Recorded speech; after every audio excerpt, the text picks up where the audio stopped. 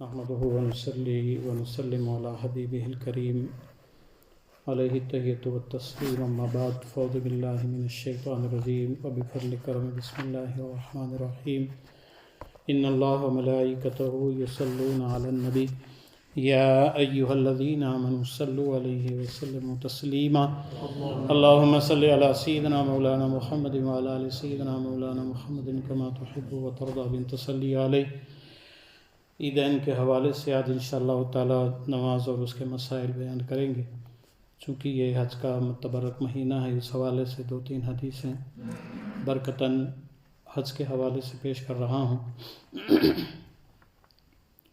اعوذ باللہ من الشیطان الرجیم، بسم اللہ الرحمن الرحیم۔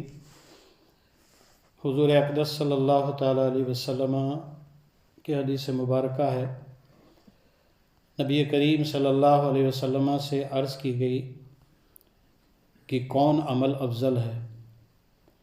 فرمایا اللہ اور رسول پر ایمان۔ عرض کی گئی پھر کیا؟ فرمایا گیا اللہ کی راہ میں جہاد۔ پھر عرض کی گئی پھر کیا؟ فرمایا حج مبرور۔ حج مبرور وہ ہے جو یقیناً جس کا صلہ جو ہے جنت الفردوس ہے۔ بخاری شریف کی اور مسلم شریف اور ترمذی اور نسائی اور ابن ماجہ میں بھی نبی کریم صلی اللہ علیہ وسلم کے حوالے سے حدیث مبارکہ ہے۔ نبی کریم صلی اللہ تعالیٰ علیہ وسلم فرماتے ہیں کہ جس نے حج کیا اور رفث نہ کیا، یعنی فحش کلامی نہ کی، گالی گلوچ نہ کی، غصے کا اظہار نہیں کیا، اطمینان و سکون کے ساتھ حج کے لیے گیا اور اطمینان و سکون کے ساتھ واپس آیا، کوئی کسی قسم کی کوئی خرابی نہیں پیدا کی، تو گناہوں سے پاک ہو کر کے ایسا لوٹا جیسے اس دن اپنی ماں کے پیٹ سے پیدا ہوا ہے، یعنی ان کے سارے گناہ جو ہیں دھل جاتے ہیں۔ بحقی میں ابو ہریرہ رضی اللہ تعالیٰ عنہ سے روایت ہے کہ میں نے ابو القاسم صلی اللہ علیہ وسلم کو یہ فرماتے ہوئے سنا کہ جو خانہ کعبہ کے قصد سے یعنی ارادے سے آیا اور اونٹ پر سوار ہوا تو جو قدم اونٹ اٹھاتا ہے اللہ تعالیٰ اس کے بدلے اس کے لیے نیکی لکھتا ہے، یعنی ہر قدم پہ جو ہے نیکی لکھی جاتی ہے۔ اس زمانے میں اونٹوں پہ آیا کرتے تھے، اسی لیے آقا دو عالم صلی اللہ علیہ وسلم نے اونٹ کی مثال عطا فرمائی، لیکن وہاں تک جتنے قدم ہم چل کے جاتے ہیں اللہ تعالیٰ اتنا ہی ہمیں ثواب عطا فرماتا ہے۔ یہاں تک کہ جب وہ کعبہ معظمہ کے پاس پہنچا اور طواف کیا، صفا اور مروہ کے درمیان سعی کی، پھر سر منڈایا، بال کتروائے، تو گناہوں سے ایسا نکل گیا جیسے اس دن ماں کے پیٹ سے پیدا ہوا۔ اور اسی کے مثل عبداللہ ابن عمر رضی اللہ تعالیٰ عنہما نے بھی روایت کیا ہے۔ ایک اور حدیث مبارکہ جو کہ بہت ہی عظیم حدیث ہے اور بہت ہی تفصیل کے ساتھ ہے، طبرانی میں کتاب ہے حدیث کی، طبرانی میں برار ابن عمر رضی اللہ تعالیٰ عنہما سے روایت ہے۔ وہ کہتے ہیں کہ مسجد مینا کے اندر جو مسجد ہے وہاں نبی کریم صلی اللہ علیہ وسلم کی خدمت میں حاضر تھا کہ ایک انصاری اور ایک ثقفی یہ دونوں آئے اور حضور کی خدمت میں حاضر ہو کر کے سلام عرض کیا۔ پھر کہا یا رسول اللہ صلی اللہ علیہ وسلم، ہم کچھ پوچھنے کے لیے حاضر ہوئے ہیں، ہم آپ سے کچھ معلوم کرنے کے لیے حاضر ہوئے ہیں۔ حضور صلی اللہ علیہ وسلم نے فرمایا اگر تم چاہو تو میں بتاؤں کہ تم کیا پوچھنے آئے ہو۔ سرکار کا علم غیب جو ہے یہاں ظاہر ہوتا ہے۔ سرکار نے پوچھا کہ اگر تم چاہو تو میں بتا دوں کہ تم کیا پوچھنے کے لیے آئے ہو، اور اگر تم چاہو تو میں کچھ نہ کہوں، تم سوال کرو۔ سرکار نے دونوں آپشن دیے۔ تو پوچھنے والوں نے عرض کیا یا رسول اللہ صلی اللہ علیہ وسلم ہمیں بتا دیجئے۔ تو ظاہر ہے وہ لوگ بھی جاننے والے تھے کیونکہ سرکار کو سب معلوم ہے۔ آقا دو عالم صلی اللہ علیہ وسلم نے ارشاد فرمایا کہ تو اس لیے حاضر ہوا ہے کہ گھر سے نکل کر بیت الحرام کے قصد سے یعنی ارادے سے جانے کو دریافت کرے، اور یہ کہ اس میں تیرے لیے کیا ثواب ہے، یعنی تم اس لیے آئے ہو کہ بیت اللہ جانے کے لیے جانا چاہتے ہو اور اس میں کیا کیا ثواب ہے۔ اور اس کے بعد پھر آقا نے فرمایا کہ اور طواف کے بعد 2 رکعتیں پڑھنے کو، اور یہ اس میں تیرے لیے کیا ثواب ہے، تم یہ بھی پوچھنا چاہتے ہو۔ اور پھر صفا و مروہ کے درمیان سعی کو، اور یہ کہ اس میں تیرے لیے کیا ثواب ہے۔ پھر عرفہ کی شام کے وقوف کو یعنی وقوف عرفہ کو، اور یہ کہ اس میں تیرے لیے کیا ثواب ہے، اور جمی کو یعنی جمی رمال جس کو کنکڑی مارنا کہتے ہیں کہ اس میں تیرے لیے کیا ثواب ہے، اور قربانی کرنے کو کہ اس میں تیرے لیے کیا ثواب ہے، اور اس کے ساتھ طواف افاضہ جس کو طواف زیارت بھی کہا جاتا ہے، طواف افاضہ کو کہ اس میں تیرے لیے کیا ثواب ہے۔ تو جب یہ سب سن لیا کہ یہ سارے سوالات جو ہمارے ذہنوں میں تھے آقا نے بتا دیے، تو انہوں نے عرض کیا کہ قسم ہے اس ذات کی جس کے قبضے قدرت میں ہماری جان ہے، حضور کو حق کے ساتھ جنہوں نے بھیجا ہے، ہم اسی ارادے سے آپ کے یہاں حاضر ہوئے تھے اور یہی سوال لے کر کے آئے تھے۔ تو سرکار دو عالم صلی اللہ علیہ وسلم نے جب کہا تو سرکار دو عالم صلی اللہ علیہ وسلم نے ارشاد فرمایا کہ جب تو گھر سے خانہ کعبہ کے ارادے سے نکلے گا تو ہر قدم رکھنے پر اٹھانے پر تیرے لیے حسنہ لکھا جائے گا، یعنی نیکی لکھی جائے، اور تیری خطا مٹا دی جائے گی، صرف نیکی نہیں بلکہ خطائیں بھی معاف ہوتی جائیں گی۔ اور طواف کے بعد جو 2 رکعتیں ایسی ہیں جیسے اولاد اسماعیل میں کوئی غلام ہو اور اس کو آزاد کرنے کا ثواب ہے، اولاد اسماعیل میں آزاد کرنے کا طواف کے بعد 2 رکعت نفل کا اتنا عظیم ثواب ہے۔ اور پھر آقا نے فرمایا صفا و مروہ کے درمیان سعی جو ہے یہ 70 غلام آزاد کرنے کے برابر ہے، 70 غلام 70 غلام۔ اور عرفہ کے دن وقوف کرنے کا حال یہ ہے، یعنی جس دن لوگ حج کے لیے ہوتے ہیں وقوف عرفہ کے دن وقوف کرنے کا حال یہ ہے کہ اللہ جل شانہ آسمان دنیا کی طرف اپنی خاص تجلی فرماتا ہے اس دن، اور تمہارے ساتھ ملائکہ پر فخر فرماتا ہے، مباحات فرماتا ہے، یعنی خوشی کا اظہار فرماتا ہے فرشتوں کے درمیان اللہ تبارک و تعالی۔ پھر اب ارشاد فرماتا ہے کہ میرے بندے دور دور سے پراگندہ سر میری رحمت کے امیدوار ہو کر کے حاضر ہوئے، اگر تمہارے گناہ ریت کی گنتی اور بارش کے قطروں اور سمندر کی جھاگ کے برابر ہوں تو میں نے اس کو بخش دیا، اور میرے بندو تم واپس جاؤ، تمہاری مغفرت ہو گئی، اور اس کی جس کی تم شفاعت کرو، جس کے لیے تم نے دعائیں کی ہیں اس کی بھی ہم نے بخشش کر دی۔ پھر اس کے بعد جبڑوں پر رمی کرنے میں، کنکڑی مارنے میں کیا ثواب ہے؟ تو سرکار فرماتی کہ ہر کنکری پر ایک ایسا کبیرہ گناہ مٹا دیا جاتا ہے جو ہلاک کرنے والا ہوتا ہے، بڑا کبیرہ گناہ جو توبہ کے علاوہ معاف نہیں ہوتا، تو ایک کنکری پر ایک بڑا کبیرہ گناہ جو ہے وہ معاف ہوتا ہے۔ اور قربانی کرنا تیرے رب کے حضور تیرے لیے ذخیرہ ہے، یعنی یہ خزانہ جو ہے رب کی بارگاہ میں جمع ہوتا ہے۔ اور سر منڈانے میں ہر بال کے بدلے میں حسنہ لکھا جاتا ہے، ہر بال کے بدلے ایک نیکی ہوتی ہے۔ تو ظاہر بال لوگ صرف قصر کراتے ہیں، وہ بھی جائز ہے، لیکن افضل یہ ہے کہ پورا سر جو ہے منڈایا جائے، اور ایک گناہ مٹایا جاتا ہے ہر بال کے بدلے۔ اور اس کے بعد خانہ کعبہ کے طواف کا یہ حال ہے، یعنی طواف زیارت کے لیے جب لوگ آتے ہیں تو فرمایا کہ طواف افاضہ یعنی طواف زیارت کا حال یہ ہے کہ تو طواف کر رہا ہے اور تیرے لیے کچھ گناہ نہیں ہے، بالکل پاک و صاف ہو کر کے تو طواف کر رہا ہے، اور ایک فرشتہ آئے گا جب وہ طواف زیارت ہو رہا ہوگا، ایک فرشتہ آئے گا اور تیرے شانوں کے درمیان، پیچھے جو ہے شانوں کے درمیان ہاتھ رکھ کر کے کہے گا کہ حاجی زمانے آئندہ میں عمل کر، اور زمانے گزشتہ میں جو کچھ کیا تھا اللہ تبارک و تعالیٰ نے معاف کر دیا ہے۔ تو یہ ہے حج کا عظیم ثواب، اور حج کے جو ارکان ہیں اس کا عظیم ثواب۔ اللہ تعالیٰ ہم سب کو حج اور عمرے کی سعادتوں سے مالا مال فرمائے۔ حج کے بعد آئیے اب جو ہے ہم عیدین کے حوالے سے چونکہ بیان کرنا ہے۔ عیدین عید الفطر اور عید الاضحیٰ دونوں ملا کر کے عیدین کہتے ہیں۔ عیدین یعنی عید اور بقرعید کی نماز واجب ہے، مگر سب پر نہیں، بلکہ انہی پر جن پر جمعہ واجب ہے۔ عید کی نماز اسی پر ہے جس پر جمعہ واجب ہے، اور اس کی ادا کی وہی شرطیں ہیں جو جمعہ کے لیے ہیں، اس کی ادائیگی کے وہی شرطیں ہیں جو جمعہ کے لیے جو پچھلے ہفتے بیان کی گئیں۔ صرف اتنا فرق ہے جمعہ اور عیدین میں کہ جمعہ میں خطبہ شرط ہے اور عیدین میں خطبہ سنت ہے۔ جمعہ میں خطبہ جو ہے وہ شرط ہے، اگر خطبہ نہیں پڑھا تو نماز ہی نہیں ہوگی، لیکن عیدین جو ہے اس میں خطبہ جو ہے یہ سنت ہے۔ اگر جمعہ میں خطبہ نہ پڑھا تو جمعہ ہی نہیں ہوا، اور عیدین میں نہ پڑھا تو نماز ہو گئی مگر یہ برا کیا۔ نماز تو ہو جائے گی لیکن ایسا نہیں کرنا چاہیے، خطبہ ضرور پڑھنا چاہیے۔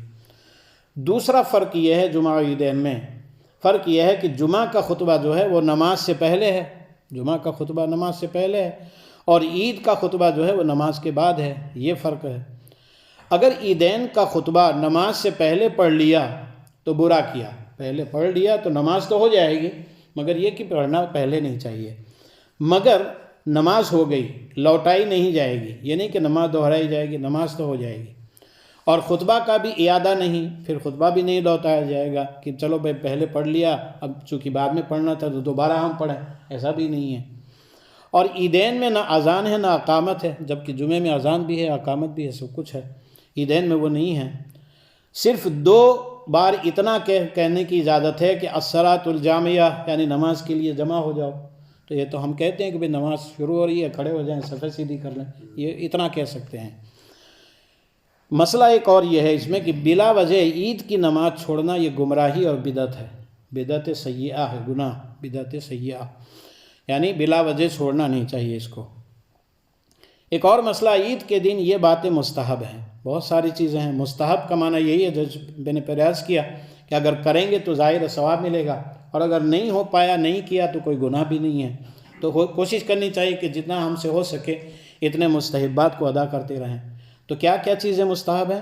پہلے تو حجامت بنوانا، دوسرے ناخن کٹوانا، تیسرا غسل کرنا، چوتھا مسواک کرنا، پانچواں اچھے کپڑے پہننا، نیا ہو تو نیا ورنہ دھلا ہوا کوئی بھی ہو، صاف ستھرے کپڑے پہننا جو جمعے میں پہنتے ہیں۔ اس کے علاوہ چھٹا جو ہے وہ انگوٹھی پہننا، سنت رسول ہے، چاندی والی انگوٹھی جتنی شریعت نے اجازت دی ہے، بعض لوگ پہنتے بعض نہیں پہنتے تو کوئی ضروری نہیں، مستحب ہے۔ ساتواں خوشبو لگانا، عطر لگانا۔ آٹھواں صبح کی نماز محلے کی مسجد میں پڑھنا، یہ بہت ضروری ہے، یہ مستحب ہے۔ بعض لوگ عید کی دن جو ہے، رمضان میں تو پوری بھیڑ ہوتی ہے، لیکن جب عید کی نماز کا وقت ہوتا ہے، فجر کی نماز میں بہت سارے لوگ نہیں رہتے ہیں، لیکن مستحب یہ ہے کہ اس دن جو ہے فجر کی نماز جماعت کے ساتھ پڑھی جائے، اس کا بہت بڑا ثواب ہے۔ نمبر 9، عیدگاہ جلد چلا جانا۔ نمبر 10، نماز سے پہلے صدقہ فطر ادا کرنا، یہ وہ نماز جو عید والی نماز ہے، عید الفطر والی، تو نماز سے پہلے ادا کرنا۔ نمبر 11، عیدگاہ کو پیدل جانا، پیدل آنے میں بڑا ثواب ہے۔ نمبر 12، دوسرے راستے سے واپس آنا، ایک راستے سے گئے تو دوسرے راستے سے واپس آنا مستحب ہے۔ نماز کو جانے سے پہلے چند کھجوریں کھا لینا، یہ 13ویں مستحب ہے۔ 3، 5 یا 7 تاک کھجوریں کھانا، 1، 3، 5، 7 اس طریقے سے، 3 تو کم سے کم 3 سے شروعات کرے، 7 تک لے جا سکتا ہے۔ کم و بیش تاک ہوں، کھجوریں نہ ہوں تو کوئی میٹھی چیز کھا لے۔ نماز سے پہلے کچھ نہ کھانا، نماز سے پہلے کچھ نہ کھایا تو گنہگار نہ ہوا، لیکن اگر عشاء تک نہ کھایا تو عتاب کیا جائے گا، یعنی پورا دن اگر بھوکا رہا نہیں کھایا تو پھر تو اس کے لیے عتاب ہے۔ لیکن اگر نماز سے پہلے کچھ نہیں کھایا آ گیا تو اس میں کوئی حرج نہیں۔ اس میں یہ مستحب یہ ہے کہ عید الفطر میں جو ہے کچھ نہ کچھ کھا کر کے آیا جائے، اور عید الاضحیٰ میں جو ہے نماز کے بعد ہی کھایا جائے، تو یہ مستحب ہے۔ خوشی ظاہر کرنا عید کے دن، کثرت سے صدقہ کرنا عید کے دن، عیدگاہ کو اطمینان اور وقار کے ساتھ اور اونچی نگاہ کیے ہوئے جانا، اور نیچی نگاہ کیے ہوئے جانا، اونچی نہیں نیچی نگاہ کیے ہوئے، سر جھکا کے جانا، پیدل چلتے ہیں تو۔ نمبر 17، آپس میں مبارکباد دینا، یہ سب باتیں مستحب ہیں۔ اب اس میں سے جتنا بھی ہم کر سکتے ہیں اتنا ہمیں ثواب ملے گا، جو نہیں کر پاتے ہیں تو اس پہ کوئی گرفت بھی نہیں ہے۔ مسئلہ، ایک اور مسئلہ ہے کہ راستے میں بلند آواز سے تکبیر نہ کہے، کہ اتنی بلند آواز سے نہ کہے کہ لوگوں کو تکلیف ہو، اتنی زور سے پڑھتا رہے کہ خود سن کر کے آتا رہے۔ عیدگاہ سواری پر جانے میں بھی حرج نہیں ہے، اگر کوئی گاڑی وغیرہ پہ آتا ہے تو اس میں بھی کوئی حرج نہیں ہے، مگر جس کو پیدل جانے پر قدرت ہو اس کے لیے پیدل جانا افضل ہے، اور واپسی میں سواری پر آنے میں حرج نہیں ہے، جانے میں تو افضل ہے لیکن واپسی میں اگر سواری پہ آتا ہے تو کوئی حرج نہیں ہے۔ عیدین کی نماز کا وقت اس وقت سے شروع ہوتا ہے جب کہ سورج ایک نیزے کے برابر اونچا ہو جائے، یعنی سورج نکلنے کے بعد جو مکروہ وقت ہے وہ نکل جائے، اور زہوہ کبریٰ یعنی نصف النہار شرعی تک رہتا ہے، نصف النہار جو شرعی ہے اس وقت تک عید کی نماز کا وقت رہتا ہے۔ لیکن عید الفطر میں دیر کرنا اور عید الاضحیٰ میں جلدی کرنا، یعنی جلدی پڑھ لینا، یہ مستحب ہے۔ عید الفطر میں تھوڑی سی تاخیر کرنی چاہیے، عید الاضحیٰ میں جلدی پڑھ لینی چاہیے، یہ مستحب ہے۔ اب عید کی نماز کا طریقہ ہے وہ تو وہی ہے جو میں بتاتا رہتا ہوں۔ اب ایک مسئلہ اور ہے، پہلی رکعت میں امام کہ تکبیر کہنے کے بعد کوئی شامل ہوا. یہ تھوڑا نازک مسئلے ہیں. کبھی کبھی ایسا ہوتا ہے لوگ لیٹ آتے ہیں, ایک رکعت ابھی امام قرأت شروع کر چکا ہے اور آپ شریک ہو رہے ہیں, تو پہلی 3 تکبیریں نکل گئیں جو 6 زائد تکبیریں ہیں, تو اس کو کس طریقے سے کور کرنا ہے یہ سننے کے لائق ہے. پہلی رکعت میں امام کے تکبیر کہنے کے بعد کوئی شامل ہوا, تکبیر سے مراد وہ ساری تکبیریں کہہ لی, ثنا والی بھی کہہ لی پہلی, اس کے بعد 3 بھی پوری ہو گئیں اور امام قرأت کر رہا ہے, اب آپ شریک ہو رہے ہیں, تو اسی وقت 3 تکبیریں کہہ لے. تو جب خود کھڑا ہو تو امام قرأت اگرچہ کر رہا ہو لیکن اس کے درمیان آپ نے اللہ اکبر کہا, اس کے بعد آپ نے 3 تکبیریں بھی کہہ لی اور پھر خاموش ہو گئے, پھر امام کے ساتھ شریک ہو گئے. اگرچہ امام قرأت شروع کر دی ہو, امام نے قرأت شروع کر دی ہو, تو اگر پہلی رکعت میں آپ شریک ہو رہے ہیں اللہ اکبر کے بعد رکوع سے پہلے, تو جو ہے شریک ہونے کے فوراً بعد جو ہے آپ وہ 3 زائد تکبیریں خود کہہ لیں اپنے طور پہ. دوسرا مسئلہ, امام کو رکوع میں پایا, وہ تو قیام میں پایا, قرأت میں پایا تھا, اب اگر رکوع میں پایا تو پہلے کھڑے ہو کر کے تکبیر تحریمہ کہے, پھر دیکھے کہ اگر عید کی تکبیریں یعنی 3 تکبیریں کہہ کر امام کو رکوع میں پا لے گا, اس کو پتہ ہے کہ میں رکوع میں چلا جاؤں گا, اگر دوسری 3 بھی کہہ لی تو وہ 3 بھی کہہ لے, تو عید کی تکبیریں بھی کہے تب رکوع میں شامل ہو.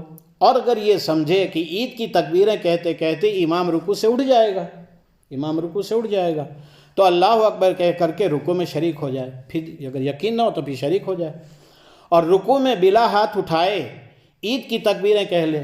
اگر وہ رکوع میں ہیں تو وہ تسبیح کی جگہ پہ وہ 3 تکبیریں کہہ لے, ہے نا, تاکہ وہ 3 تکبیریں ادا ہو جائے.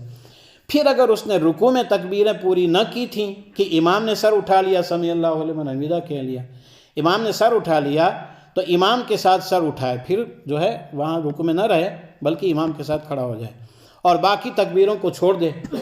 یہ ساکت ہو گئیں, اب ان کو نہ کہے گا, پھر کہنے کی ضرورت نہیں ہے. بس یہاں تک ہے کہ اگر رکوع میں گئے, اگر وہاں چانس ملتا ہے تو وہاں 3 تکبیریں کہہ لیں, اگر امام قرأت کر رہا ہے وہاں اگر آپ کو چانس ملتا ہے وہاں 3 کہہ لیں, اگر یہ بھی نہیں مل رہا ہے پھر تو ساکت ہو گئے, اس کو کہنے کی ضرورت نہیں ہے.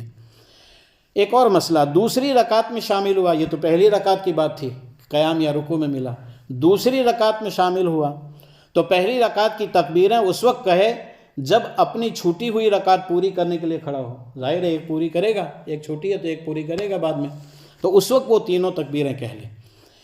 ایک اور مسئلہ, امام کے رکوع سے اٹھنے کے بعد شامل ہوا تو اب تکبیریں نہ کہے بلکہ جب اپنی چھوٹی ہوئی پڑھے تو اس وقت کہے. یعنی دوسری رکعت میں بھی اگر امام کو اس انداز سے پایا کہ وہ رکوع سے اٹھ گیا ہے اور اس کے بعد آپ شریک ہوئے ہیں دوسری رکعت میں, تو اب وہ تکبیریں نہ کہے بلکہ امام کے ساتھ فالو کر لے, پھر جب اپنی کہے گا تو اس میں وہ ساری تکبیریں کور کر لے گا. ایک اور مسئلہ, آخری رکعت میں سلام پھیرنے سے پہلے شریک ہوا, تو اپنی دونوں رکعتیں تکبیر کے ساتھ پوری کرے, تو پھر دونوں رکعتوں کو اسی طریقے سے پورا کرنا ہے. جب آپ کھڑے ہوں گے تو ظاہر ہے پہلی 3 تکبیریں کہیں گے اور اس کے بعد پھر ہاتھ باندھ کر کے پھر رکعت پوری کریں گے, پھر دوسری رکعت میں تلاوت کریں گے اور پھر 3 تکبیریں کہیں گے, پھر جا کر کے اپنی رکعت پوری کریں گے. تو اس طریقے سے مکمل کرنا ہوگا.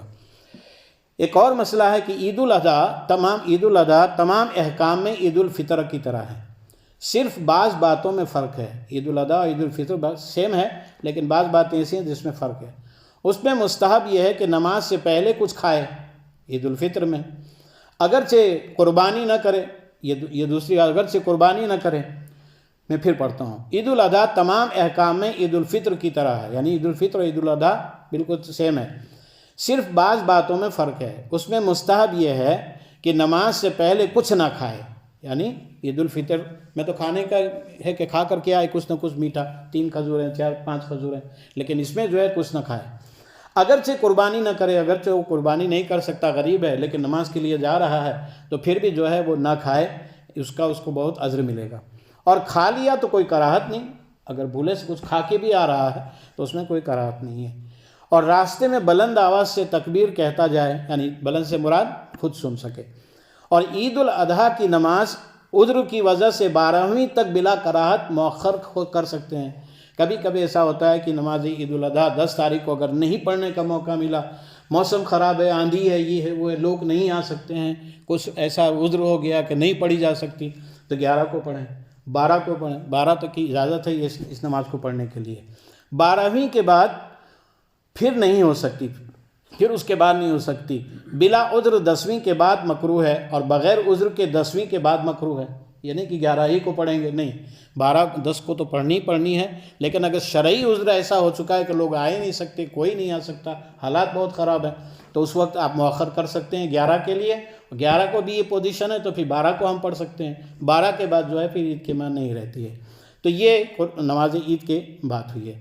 تکبیر تشریق کے حوالے سے، تکبیر تشریق 9ویں ذی الحجہ کی فجر سے 13ویں کی عصر 5 وقت کی ہر فرض نماز کے بعد جو جماعت مستحبہ کے ساتھ ادا کی گئی ہو، ایک بار بلند آواز سے تکبیر کہنا واجب ہے اور 3 بار کہنا افضل ہے۔ ہم 3 بار کہتے ہیں تاکہ دونوں پہ عمل ہو جائے، واجب بھی ادا ہو جائے، افضلیت میں بھی کوئی فرق نہ ہے، تو ہم دونوں ادا کرتے ہیں۔ اسے تکبیر تشریق کہتے ہیں، اور یہ وہ ہے اللہ اکبر لا الہ الا اللہ اللہ اکبر وللہ الحمد۔ تکبیر تشریق جو ہے وہ سلام پھرنے کے فوراً بعد واجب ہے، فرض نماز کے پھرنے کے بعد فوراً یہ تکبیر کہنا واجب ہے۔ تو یہ ہے نماز عید الفطر اور عید الاضحیٰ کے چند ضروری مسائل۔ اللہ تبارک و تعالیٰ جو کچھ بیان کیا گیا اس پر ہم سب کو عمل کرنے کی توفیق رفیق عطا فرمائے۔ نمازوں کے حوالے سے، جمعہ کے حوالے سے، عیدین کے حوالے سے بہت سارے مسائل بیان ہو چکے ہیں۔ انشاءاللہ تعالیٰ اگلے ہفتے جو ہے ہم حج کے حوالے سے تھوڑی سی گفتگو کریں گے، اور انشاءاللہ تعالیٰ پھر حج کا مہینہ بھی شروع ہوگا، تو اس حوالے سے تھوڑی سی گفتگو، حج کے حوالے سے مسائل بیان ہوں گے۔ اللہ تعالیٰ ہم سب کو جو کچھ ہم سن رہے ہیں اس پر کما حق کہو عمل کرنے کی توفیق رفیق عطا فرمائے۔ اللہم صلی علی سیدنا مولانا محمد وعلی آل سیدنا مولانا محمد کما تحب و ترضی بان تصلی علیہ۔ مالک مولا کریمہ کار سازہ بندہ نوازہ ہم سب کی آج کی حاضری بھی اپنی بارگاہ میں قبول فرما۔ مولا جو کچھ نماز عیدین کے حوالے سے ہم نے سنا، مولا ہم سب کو اس پر عمل کرنے کی توفیق عطا فرما۔ مالک مولا ہم سب کو نمازوں کے صحیح مسائل صحیح طریقے سے جاننے کی توفیق رفیق عطا فرما، اور جان کر کے اس پر کما حق کہو عمل کرنے کی توفیق عطا فرما۔ مولا آج کے بیان میں مجھ سے کسی قسم کی چھوٹی بڑی غلطیاں اپنے فضل و کرم سے معاف فرما۔ ان اللہ و ملائکتہ یصلون علی النبی یا ایھا الذین آمنوا صلوا علیہ وسلموا تسلیما۔ اللہم صلی علی سیدنا مولانا محمد وعلی آل سیدنا مولانا محمد کما تحب و ترضی بان تصلی علیہ۔ سبحان ربک رب العزۃ عما یصفون وسلام علی المرسلین والحمد للہ۔